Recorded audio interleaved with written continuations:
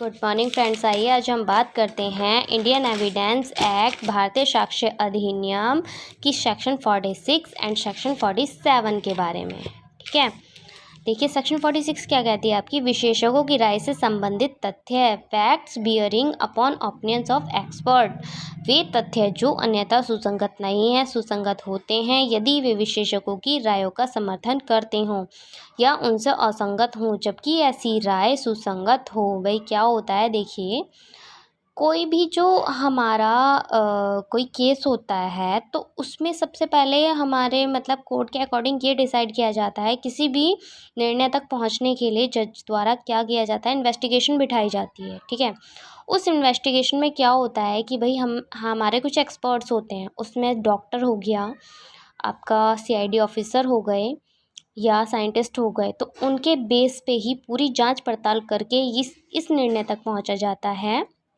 किसी भी निर्णय तक पहुंचा जाता है। ठीक है, तो भाई वो विशेषज्ञ होते हैं तो उनकी राय से संबंधित तथ्य कब सुसंगत होंगे, इस सेक्शन में ये बताया गया है।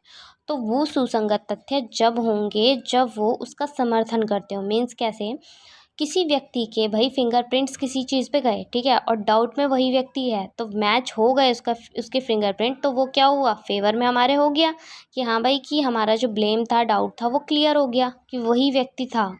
तो ये विशेषज्ञों की राय का बहुत बड़ा पार्ट होता है, वो फेवर में हमारे हो जाता है। ठीक है, सुसंगत वो तब माना जाता है उनकी राय से कि जब भाई वो जो रिपोर्ट होती है वो पॉजिटिव निकल जाती है।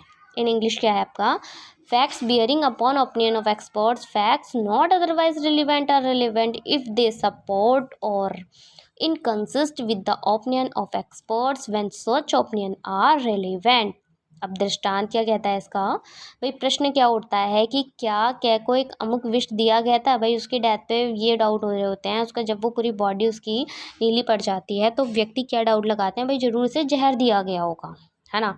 तो जब उसको वो डाउट कब क्लियर होगा, जब उसकी पोस्टमार्टम करवाया जाएगा, तो मेडिकल रिपोर्ट आने के पश्चात ही। तो यह तथ्य सुसंगत तब बनता है जब विशेषज्ञों द्वारा कह की बॉडी का पोस्टमार्टम कराया जाता है, रिपोर्ट में अन्य आता है कि पॉइजन बॉडी में था, तो वो जो पॉजिटिव रिपोर्ट होगी that is a part of experts.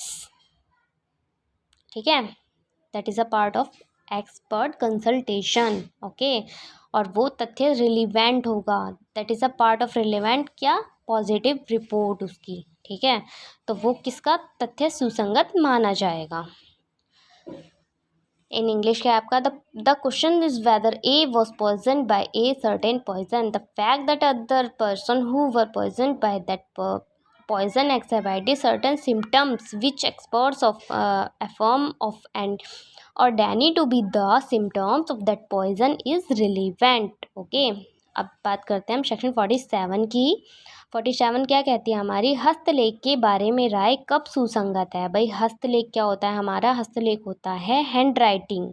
ठीक है, opinion as to handwriting when relevant, कि भाई हस्तलेख के बारे में राय कब सुसंगत मानी जाएगी, किन आधारों पर मानी जाएगी, वो आधार भी तो होने चाहिए जिनके आधार पर वो सुसंगत मानी जाए।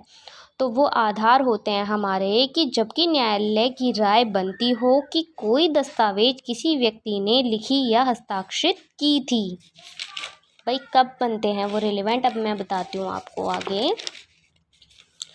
कि उस व्यक्ति के हस्तालेख से जिसके द्वारा वह लिखी या हस्ताक्षरित की गई थी, हस्ताक्षरित मतलब सिग्नेचर किए गए थे, की गई थी, अनुमानित की जाती है।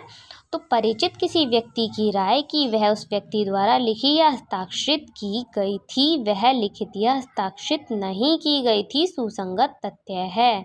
भाई किन आधारों पर होता है, स्पष्टीकरण क्या कहता है इसका कि कोई व्यक्ति किसी अन्य व्यक्ति के हस्तलेख से परिचित तब कहा जाता है जबकि उसने उस व्यक्ति को लिखते हुए देखा हो। भाई जब हमें किसी की राइटिंग का पता ही नहीं होगा, हम देखेंगे ही नहीं उसकी राइटिंग को, तो हमें कैसे पता चलेगा कि ये उसकी हैंड राइटिंग है। हम भाई तुक्के के तौर पे तो हम कह नहीं सकते कि हाँ भाई उसने करा है ये, जब तक हम उसे जानेंगे, पहचानेंगे नहीं, बरतेंगे नहीं, देखेंगे नहीं, तो हम कैसे अंदाज़ा लगा सकते हैं। ठीक है, तो वही बात यहाँ पर हो रही है कि किन तथ्यों के आधारों पर कहा जाता है कि जो हैंड राइटिंग है, हस्तलेख की राय सुसंगत है। तो इन आधारों पर कहा जाता है कि जब हम भली भांति हमें पता होगा, हमारे भाई मान लिया कोई फैमिली मेम्बर है, तो सभी को अधिकतर, बहुत ही कम होंगे जिससे किसी की राइटिंग का फैमिली मेम्बर के पता ना हो, है ना। तो हमारा भाई यही कहना है कि जब हम उस चीज़ को देखेंगे तभी हम मान सकेंगे, कह सकेंगे कोर्ट में भी कि हाँ भाई वो उसी की हैंड राइटिंग है, उसने ही हस्ताक्षर सिग्नेचर करके दिया था। कोई भी विल हो गई, कोई भी प्रॉपर्टी पेपर्स हो गए, कुछ भी जायदाद वगैरह की बात आ गई, तो वो जो उसका सिग्नेचर होता है सबसे बड़ी बात होती है। ठीक है, चलिए इन इंग्लिश क्या है आपका, opinion as to handwriting when relevant, when the court has to form opinion as to the person by whom any document was written or signed, the opinion of any person acquainted with the handwriting of the person by whom it is supposed to be written or signed, that it was or not written or signed by that person is a relevant fact. Okay, चलिए thanks.